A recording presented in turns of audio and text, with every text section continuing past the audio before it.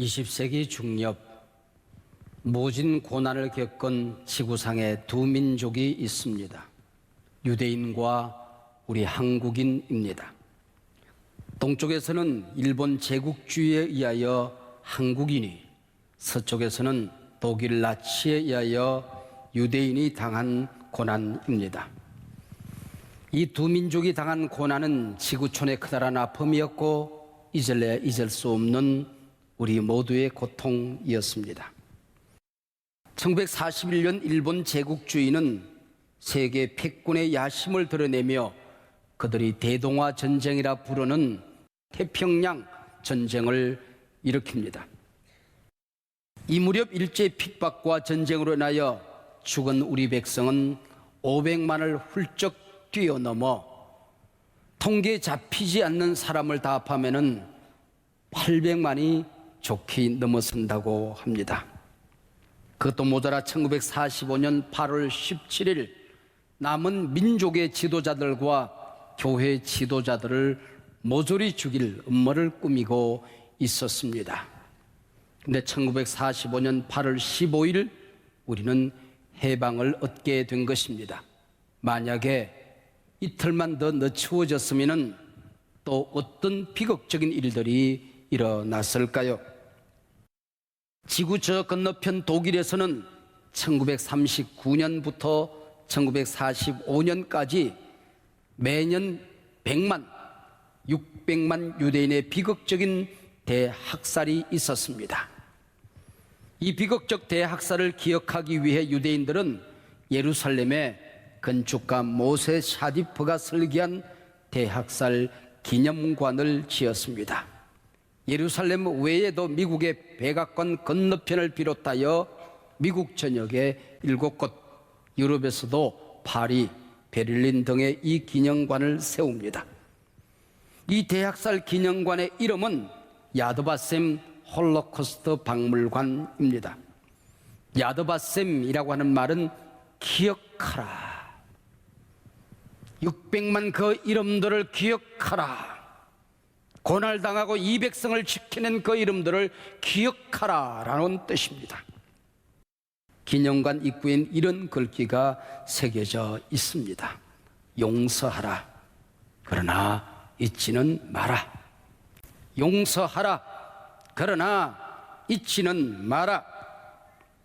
지난날 역사적 대비극, 그 큰 아픔을 용서하지도 못하면서 잊어버리고 사는 것과 얼마나 커다란 대조를 이루고 있습니까? 영국의 처칠 수상은 역사를 잊은 민족에겐 희망이 없다라고 말했습니다. 흙 다시 만져보자, 바닷물도 춤을 춘다. 해방의 기쁨을 노래한 광복절 노래를 기억하십니까? 2절 가사는 그렇게 되어져 있습니다. 꿈엔들 잊을 건가, 지난 날을 잊을 건가. 그래서 오늘 조국 광복 73주년을 기념하는 이 아침 말씀의 제목이 야드바셈 꿈엔들 잊을 건가입니다. 그날의 기쁨을 잊지 말아야 합니다. 36년 우리의 선조들이 겪게 됐던 그 모진 고난을 잊지 말아야 합니다. 힘없는 이 백성 하나님이 사랑하셔서 해방의 기쁨을 주신 것 잊지 말아야 합니다. 누가 뭐라고 하더라도 역사의 주인은 하나님이시라는 이 사실을 우리는 잊지 말아야 합니다. 오늘 본문 신명기는 광야 40년 여정을 마치고 가나안을 바라보며 백성들에게 들려준 모세의 고별 설교입니다. 그 모든 설교들을 한마디로 요약하면 야드바셈, 잊지 마라 하는 것입니다. 애굽에서 해방된 것, 너희가 잘나서 된 것 아님을 기억하라, 잊지 마라. 광야 40년 너희들이 왜 고생을 했는지, 이 고생을 통하여 하나님을 경험하고 하나님의 은혜로 모진 광야 여정을 견뎌낸 것 잊지 마라. 야드바셈. 훗날 가나안 땅에 들어가 잘 살게 될 때에 우리 힘과 능력으로 잘 사는 것이 아님을 야드바셴 기억하라, 잊지 마라, 이 말씀입니다. 제발 하나님의 은혜, 너희 민족을 살아가는 하나님, 살아계신 역사의 주인 잊지 마라. 야드바셴, 야드바셴. 이것이 모세의 유언적인 설교입니다.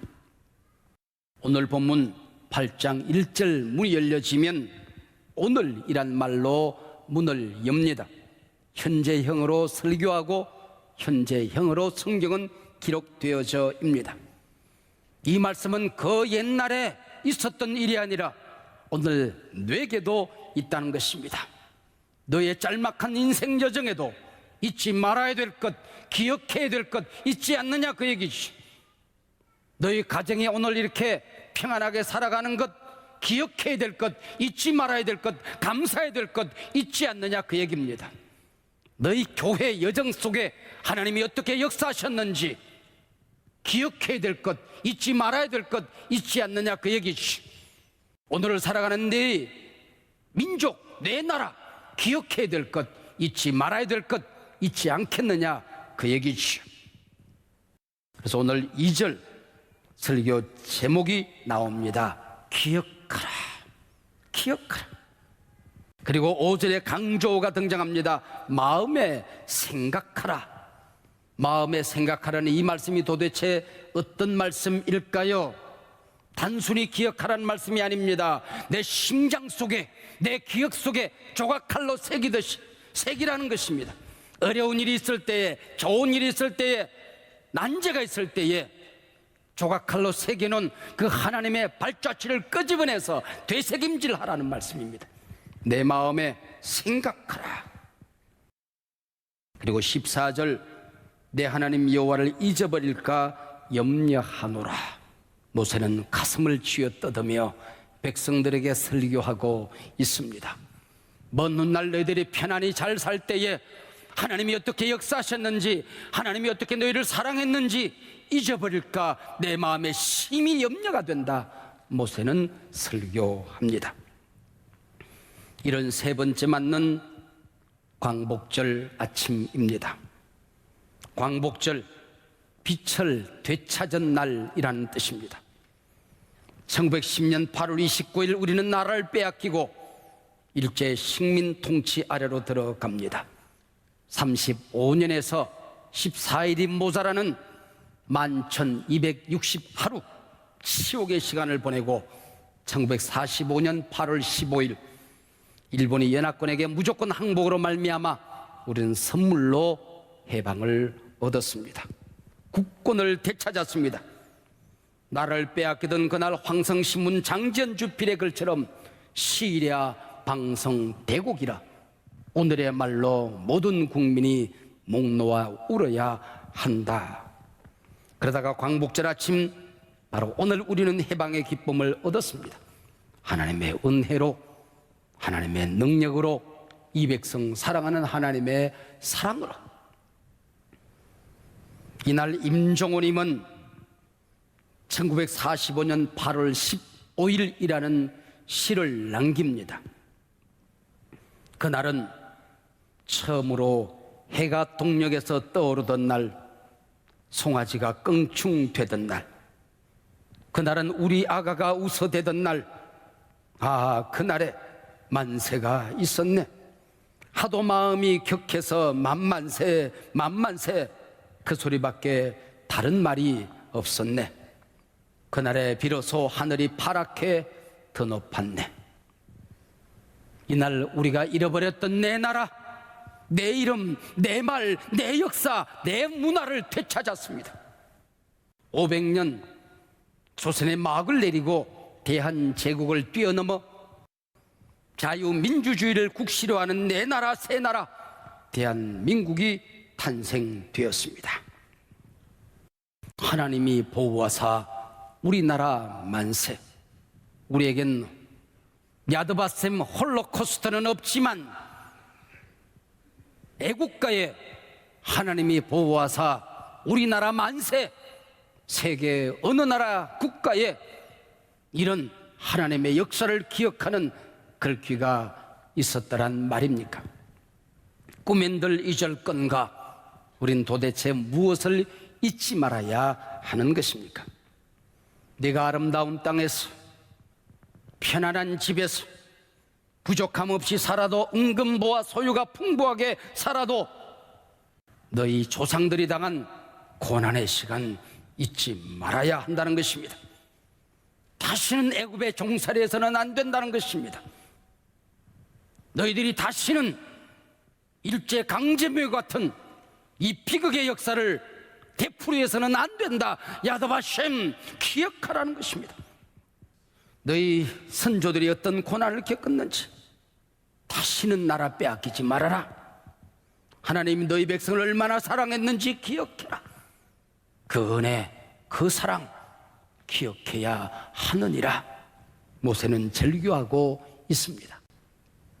안중근 의사는 이토 히로부미를 죽이고 체포된 다음에 왜 이런 못된 짓을 했느냐 일본 경찰이 다그치자, 나는 한 개인이 한 사람을 죽인 것이 아니다.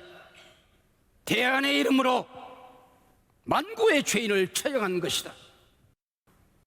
이토 히로부미의 죄가 무엇이냐 물었을 때에 암송이나 하고 있었다는 듯이 15가지 죄목을 조목조목 나열합니다. 단 서너 가지를 말씀드리면은, 첫 번째는 숭고한 나라 말을 없앤 죄, 작지 아니하다. 교과서를 불태우고 숭고한 한국의 역사와 언어, 교육을 말살한 죄가 작지 아니하도다. 둘째, 일본인들이 한국인을 보호하고 있다고 세계 만방에 거짓말한 것, 이 죄가 얼마나 큰 것인지 너희들은 알아야 할 것이다. 세 번째, 맑고 깨끗한 우리의 어버이들을 전쟁의 총알바지로, 일하는 기계로, 전쟁 위안부로 치부하였으니 100번 1000번 죽어 마땅하니라. 몸빼바지를 아십니까? 일바지라고 하는 일본말을 모누페가 우리말로 몸빼바지가 되었습니다. 일본인들은 피부병이 생긴다고 거짓말하고 무궁화 말살 정책을 세웠습니다. 우리 어버이들이 입었던 아름다운 한복을 벗기고 노동 현장으로 몰기 위해서 몸빼바지를 입혔습니다. 이 몸빼바지를 입지 않은 여성들은 상점에도, 극장에도, 관공서에도 출입할 수가 없었습니다. 우리 어버이들이 입었던 아름다운 문화마저 벗겨내고 몸빼바지를 입혀서 강제 노동 현장으로 몰아냈습니다. 제가 순서를 바꾸었습니다마는 안중근 의사가 밝힌 첫 번째 이유는 국모를 죽인 죄, 명성황후를 시해한 죄입니다. 명성황후 시해 사건 직후 일본 낭인존 한 명이 작성해 일본 본국으로 비밀리에 보낸 문서가 얼마 전 애조 보고서라는 이름으로 밝혀졌습니다. 일본이 남살다는 명성황후 능욕 시하기로 하고 이 비밀 작전을 여우사냥이라 이름 붙였습니다. 무례한 발로 왕궁에 들어갑니다. 일본 암살다를 꾸짖는 고종의 어깨를 무례하게 짓눌려 땅바닥에 주저앉힙니다. 그 앞을 가로막는 세자의 상투를 붙들고 내팽개치고 쓰러져 있는 세자의 등뒤를 칼등으로 내려칩니다. 왕비를 벗겨 참혹하게 살해한 뒤에 기름을 부어 시신을 불태웁니다. 왕후가 아니라 한 마리 짐승에도 할 수 없는 모진 짓을 합니다. 왕후의 능욕 장면이 너무나도 비참하고 잔인해서 고종원이 이 사건을 떠올릴 때마다 실어증에 걸렸습니다. 남편 앞에서, 자식 앞에서, 임금 앞에서, 세자 앞에서 왕후가 비참하게 벗겨져 버렸다는 모습을 더 이상은 이 강단에서 표현할 길이 없어서 이만큼만 표현합니다. 꿈엔들 잊을 건가? 나라 잃은 이 서러움을. 야드바셈, 일제의 잔악상을 잊지 않기 위해 최근에 만든 영화 한 편이 있습니다. 동주라는 영화입니다. 작년 12월 30일은 윤동주 탄생 100주년이 되는 해였습니다. 2015년 2월 16일은 윤동주가 후쿠오카 감옥에서 순교한 지 70년이 되는 날이었습니다. 해방의 빛을 불과 몇 개월 남긴 시간, 일본 제국주의의 생체 실험으로 27살 젊은 나이에 죽어간 윤동주의 이야기, 동주라는 영화입니다. 이 영화에서 우리는 교과서에서 서시로만 만났던 시인 윤동주의 애국심, 그의 삶, 그의 고뇌를 만나게 됩니다. 윤동주 곁에서 늘 함께 있었던 사촌 독립혁명가 성몽규가 윤동주와 함께 주인공으로 등장하는 영화이지요. 개명까지 하며 일제 유학까지 올랐던 그 시대의 엘리트들이 얼마나 비참한 고뇌찬 삶을 살았는가를 드러내므로 민초들이 얼마나 비참한 삶을 살아야 했던지를 밝혀주는 영화입니다. 윤동주는 제국주의 노예 백성으로 살면서 자신이 신이 되고 싶었던 아니란 꿈을 너무나 부끄럽게 생각하며 몸부림을 합니다. 이때 몽규는 동주에게 말합니다. 너는 계속 시를 써라. 총은 내가 잡는다. 너는 시로 이 비극적인 역사를 남겨라. 처단은 내가 한다.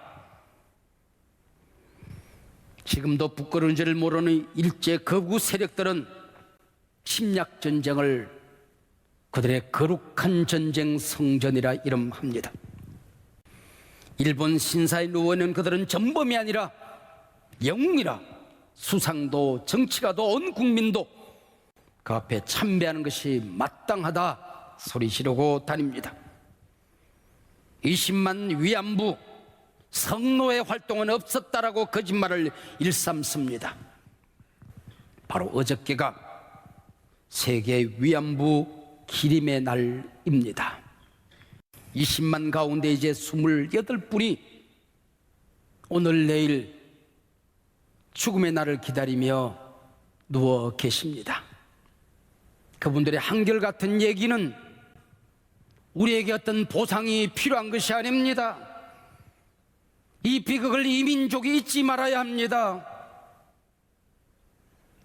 우리가 당했던 16살 피지 못한 꽃이 원수의 손에서 벗겨지고 강간을 당했던 역사를 기억해 주십시오.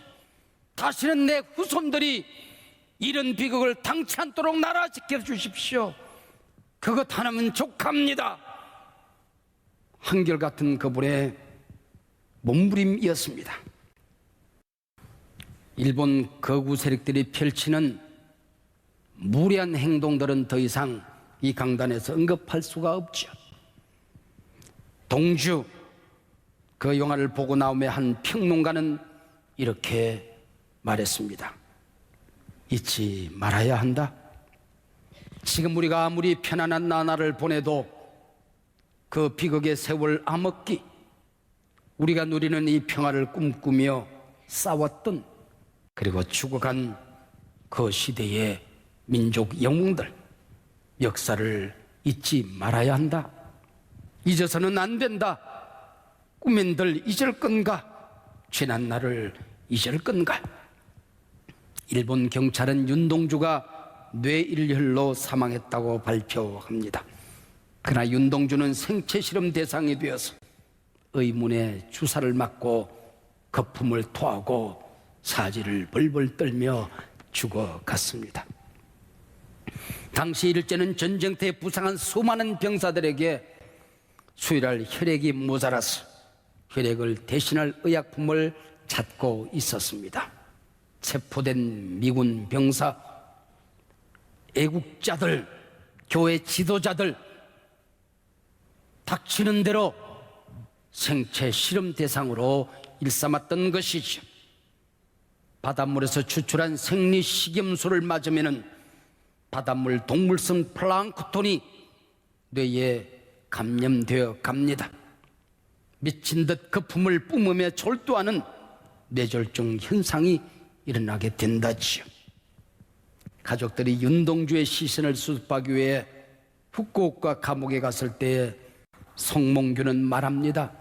저놈들이 주사를 맞으려 해서 손을 내밀었더니 이 모양이 되었습니다. 송몽규도 3주 후에 똑같은 비참한 모습으로 옥사합니다. 제가 일본을 여행하던 중 마침 그날이 후쿠오카를 지나고 있었습니다. 공교롭게도 2월 16일 윤동주가 감옥에서 죽음을 맞이한 날이었습니다. 여행 일정을 중단하고 우리 감옥을 찾자. 그리고는 어렵사리 물어 후쿠오카 감옥을 찾아냈지만 이미 감옥은 사라지고 다른 건물들이 들어 있었습니다. 누군가 한국에서 그날을 기억하기 위해서 한 젊은이가 그 감옥에 찾아와서 한국의 젊은이가 윤동주의 죽음 이런 한 번째를 기억하며 다녀간다는 글귀를 남기고 꽃 한 송이를 꽂아 두었습니다. 그 앞에 손잡고 우리는 기도했습니다. 그리고 제가 거기에 사진 한 장을 남겼습니다. 윤동주는 조국의 현실이 어떤 희망의 종소리도 들리지 않는 절망의 땅에서 울고 또 웁니다.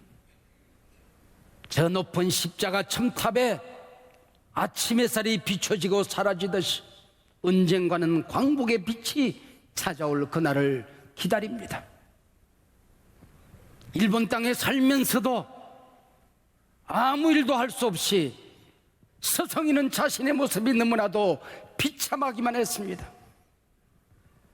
만인간의 죄를 담당하고 십자가에서 죽는 예수님의 죽음이 부럽기만 했습니다.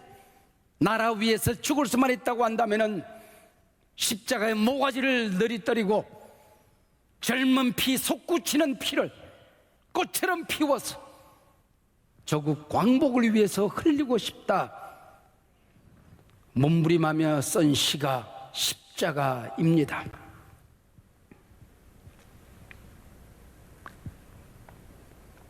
쫓아오던 햇빛인데 지금 예배당 꼭대기 십자가에 걸렸습니다. 첨탑이 저렇게도 높은데 어떻게 올라갈 수 있을까요? 종소리도 들려오지 않는데 휘파람이나 불며 서성이다가 괴로웠던 사나이 행복한 예수 그리스도에게처럼 십자가가 허락된다면 모가지를 들이우고 꽃처럼 피어나는 피를 어두워가는 하늘 밑에 조용히 흘리겠습니다. 훅 다시 만져보자. 바닷물도 춤을 춘다. 꿈엔 늘 잊을 건가? 지난 날을 잊을 건가?